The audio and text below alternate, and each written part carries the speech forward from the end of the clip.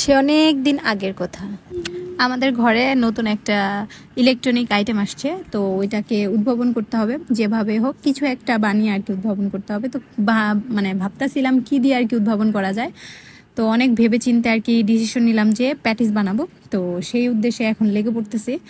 প্যাটিসের জন্য আমি শুরুতেই ভিতরে যে পুরটা সেটা রান্না করে নিতেছি। তার জন্য আমি পেঁয়াজ আর কাঁচামরিচ সুন্দরভাবে তেলে দিয়ে ভেজে নিলাম। তারপর আদা রসুন বাটা দিয়ে দিলাম, হলুদের গুঁড়া, মরিচের গুঁড়া, ধনিয়ার গুঁড়া, তারপর হচ্ছে গিয়ে জিরার গুঁড়া, মানে ভাজা, আমরা নর্মালি জিরাটাকে একটু টেলে তারপর হচ্ছে গিয়ে বেটে নিছি।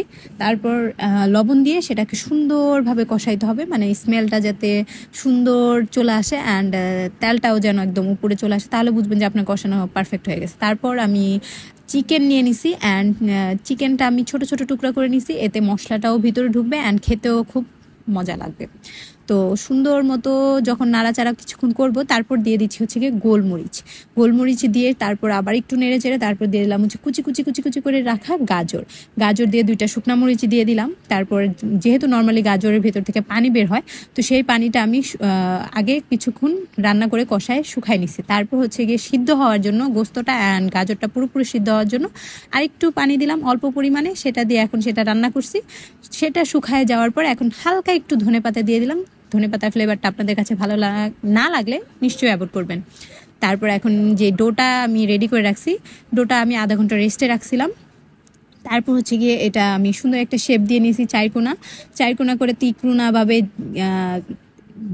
করে তারপর হচ্ছে গিয়ে 3টা দাগ দিয়ে দিলাম। আমি কিভাবে বুঝাবো আমি নিজেও জানি না, আপনারা দেখে বুঝে নিয়েন।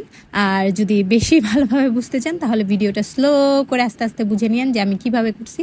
তারপর আরেকটা শেপ দিয়ে নিলাম, একটু মানে এক শেপ দিলে তো আর হয় না, তাই প্যাটিসের শেপ বাদেও একটুখানি অন্যরকম একটা শেপ দিয়ে নিলাম। এটা কাঁটা চামচের সাহায্যে খুবই ইজি একটা মানে টেকনিক, আপনারা খুব ইজিলি পেরে যাবেন। তারপর হচ্ছে গিয়ে একটা ডিম আমি ফেটে নিয়ে তারপর সেটা আমি ব্রাশ দিয়ে এখন হচ্ছে গিয়ে উপর দিয়ে ব্রাশ করে দিচ্ছি। এটা দেওয়ার কারণ হচ্ছে গিয়ে এটা দিলে আপনার প্যাটিসটা সুন্দর একটা কালার আসবে অ্যান্ড খেতেও খুব মজা লাগবে। এখন আমি কিভাবে কতটুক দিব, যেহেতু আমি প্রথমবার, আমি বুঝতে পারতেছিলাম না যে কিভাবে কি করা যায়, তাই আমি মানে ইউটিউবে সার্চ করি যে কতটুক টাইমে প্যাটিস হয়। তো আমি ওখানে দেখলাম যে 35 মিনিট লাগে। তো 35 মিনিট প্রথমে দিলাম, যেহেতু প্রথম ইউজার, তো প্রথম 35 মিনিটের জায়গায় 35 সেকেন্ড দিয়ে দিছি। তো 35 সেকেন্ড দেওয়ার পরে অফ হয়ে গেছে।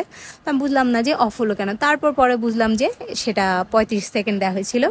তারপর আবার শেষমেশ সেটা আমি 35 মিনিটের জন্য দিলাম। 35 মিনিট দিতে গিয়ে আমি মানে 35 মিনিট আমার হয়ও নাই। 25 মিনিট যখন পার হয়েছে তখন আমি বের করে একটু দেখার চেষ্টা করতেছিলাম যে এটা কোন পর্যায়ে গেছে, কিন্তু বের করে দেখি এটা পুরোই উপর দিয়ে ফুলে আবার চুপসে গেছে। কেন চুপসে গেছে? কারণ হচ্ছে কি এটা বেশি হিট হয়ে গেছে, সময়টা একটু বেশি হয়ে গেছে, এই জন্য আর কি ভিতরের আমার যে পুরটা সেটাও পুরা তিতা হয়ে গেছে অ্যান্ড উপরের জিনিসটাও মানে ক্রিস্পি হবে তো দূরে থাক, এমন ক্রিস্পি হয়েছে মানে মুখে দেওয়ার মতো না। যাই হোক, এখন কি করব, পরের বার যেগুলো ছিল সেগুলো আর কি টাইমটা কমাই দিয়ে আমি দিলাম হচ্ছে গিয়ে 25 মিনিটের জন্য। তো 25 মিনিট যখন দিলাম তখন দেখলাম যে আবার তখন হচ্ছে না, তো বুঝলাম না কি হইলো।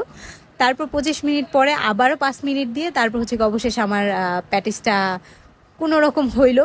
মানে প্রথমবার ইউজার হিসেবে আলহামদুলিল্লাহ যতটুকু পারছি ঠিকঠাক আছে। যেহেতু ইলেকট্রনিক জিনিস একটুখানি ভেবে চিন্তে করা উচিত, আপনারাও পুরোপুরি দক্ষ হয়ে তারপর মাঠে নামবেন। সো আজ এই পর্যন্তই আমার ভিডিওটা, দেখা হবে নেক্সট ভিডিওতে। টিল দেন আল্লাহ হাফিজ।